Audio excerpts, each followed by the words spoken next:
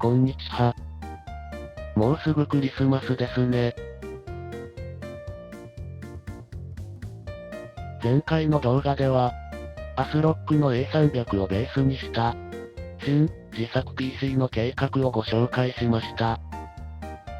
CAD で詳細な設計を詰めていく予定だったんですが、サラリーマンが忙しかったこともあり、ちっとも進みませんでした。ということで、今回は気分転換も兼ねて、A300 とライゼンの性能を簡単にご紹介したいと思います。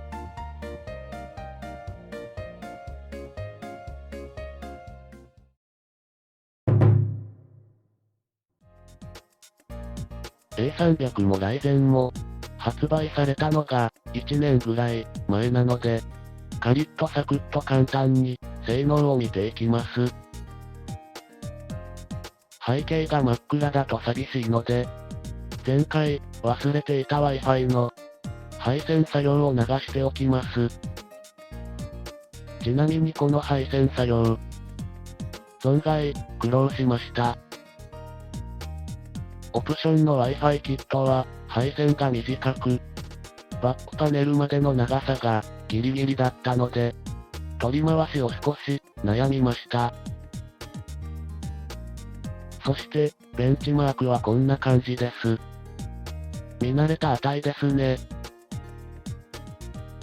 両つで見るなら十分、ですが、ゲームをやるには辛い、といったところでしょうか。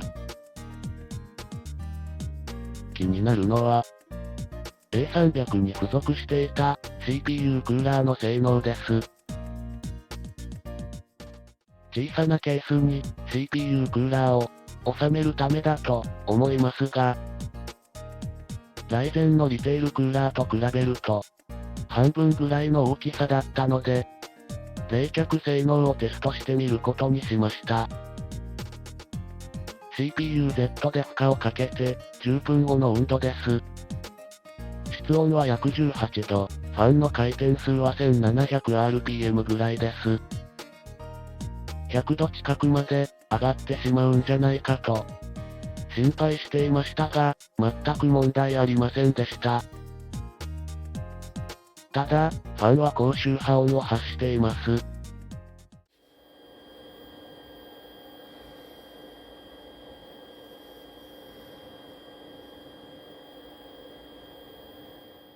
気にしなければ気になりませんが、気にすると気になるレベルです。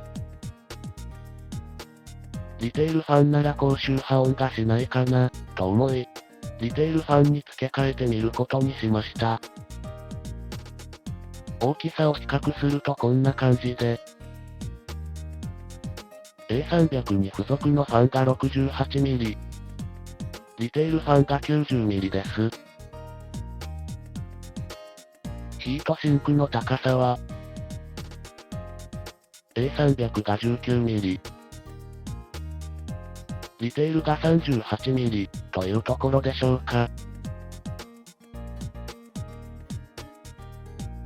A300 のマザーボードは、付属のクーラーでも VRM との隙間が小さかったので、リテールクーラーに変更して VRM と接触する懸念がありましたが、ギリギリ接触しませんでした。リテールクーラーを取り付けて音を聞いてみました。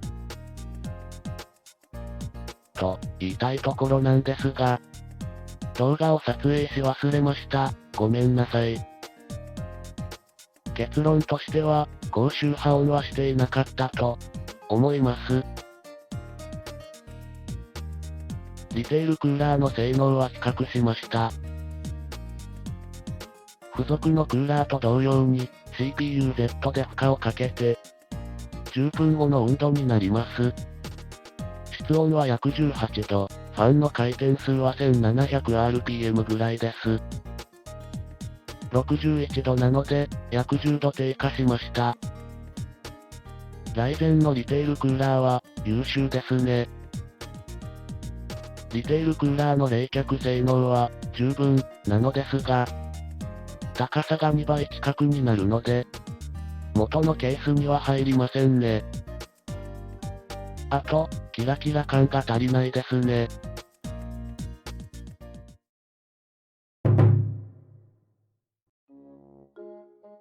キラキラ感が足りないなぁ、と思いつつ、Amazon を眺めていました。次の日に、ヤマトのお兄さんが、これを置いていきました。120mm のケースファンが、5個のようです。まだ、自作のケースが完成していないので、どうするんだろう、と思いましたが、とりあえず動作確認を、してみることにしました。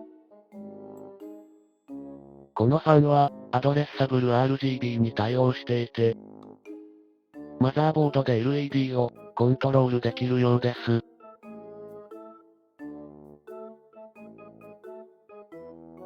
適当に配線をして、スイッチオン。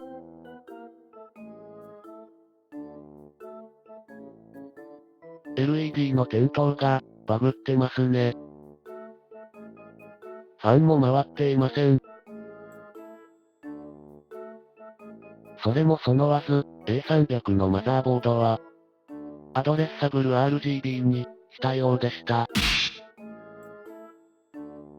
無駄なものを置いていきやがって、と思っていたら、次の日にまた、ヤマトのお兄さんが来て、これを置いていきました。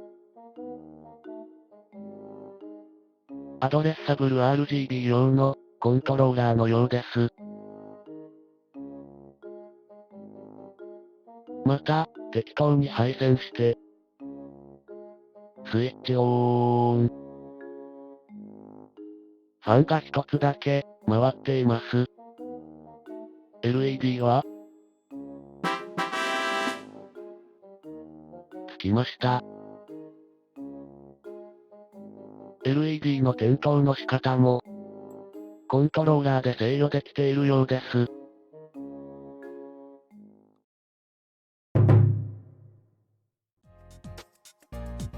せっかくなので、CPU クーラーに、ファンを取り付けてみることに、しました。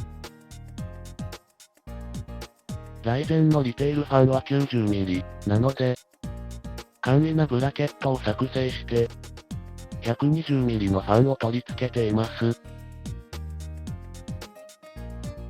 5つのファンは、重ねました。ファンは両面テープで固定し、位置合わせのために、綿棒を使用しています。できました。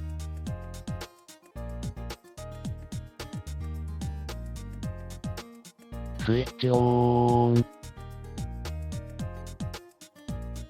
マザーボードより、ファンの塊が大きいので、ファンが本体のようです。LED の点灯の仕方は7種類あり、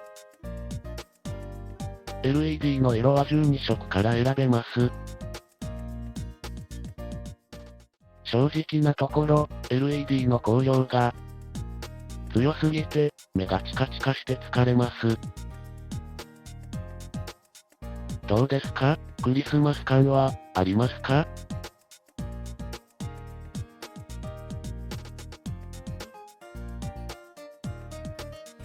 クリスマスとは、ちょっと違いますね。一昔前の、パチンコ屋さんの看板のようです。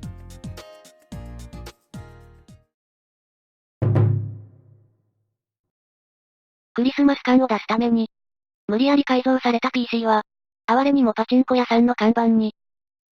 果たして、サンタさんはやってくるのでしょうか？次回、合体。この次も、